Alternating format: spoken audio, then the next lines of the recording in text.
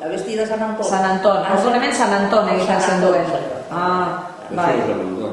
Bai, besugo San Anton, ez da?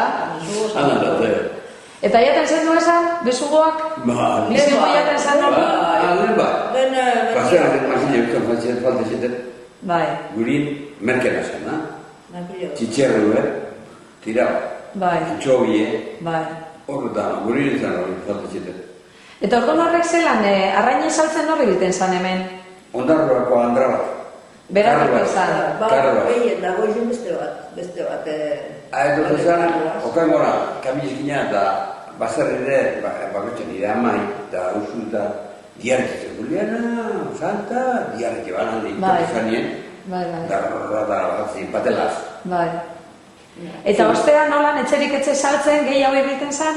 Jente gehiago egiten zan, kinkilariak edo kinkileruk edo... Kinkilera. Kinkilera, tela saltzen. Tela saltzen, arizek eta... Bai. Eta paragueluak eta gailegoek. Bai, gailegoek. Eta zorrozkileruek. Eta zorrozkileruek ere. Eta orduan ze tresna zorroztuten zan? Kutsilue, askora. Askorak eta bere ben. Entzek askorak, joan da kutsilue. Kutsilue gartaz zile. Bai. Bizikletia da, motorra da egiten, karroaz. Zan eskuin artite karroa. Bai. Kute zan etxe, da pirrit jota. Jo, soinua jo, edo txistua jo. Bai. Bada hori bat. Hori ez da hori preguntateko izan da, zer beti izaten zan, ez da? Zorroztari datorrenean. Bada hori